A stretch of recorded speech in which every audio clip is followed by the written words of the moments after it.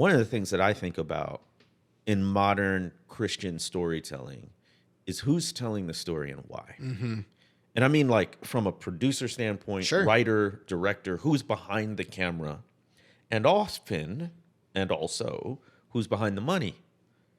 So this is one of the things that I think makes it difficult.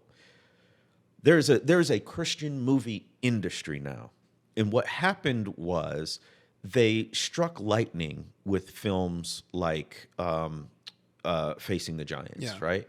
What it was marketing gold, it was sales gold, because what happened was entire churches would rent out theaters and invite the whole congregation to go watch. And then youth groups would do it. And then they'd show it at conferences and things of that nature. So you had this ready-made audience of millions of Christians, many of whom were white evangelical, but also, I think, interestingly, there's a lot of black churches that did the same thing. And I think what they were tapping, so they made a lot of money, is the business side, right? As one does. As one does. And they're like, okay, well, there's more of these stories to tell. And we found a formula, so let's not mess with a good thing that's working, bottom line wise, financial wise. And by the way, I'm not casting aspersions on the motivations of the filmmakers.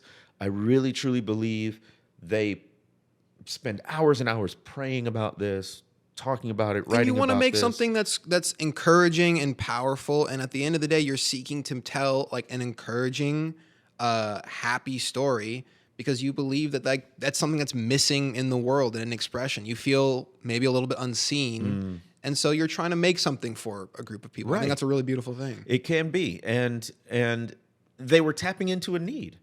So it wouldn't have had the kind of box office success if there wasn't some sort of felt need on the part of Christian people for big screen movies that spoke about their faith.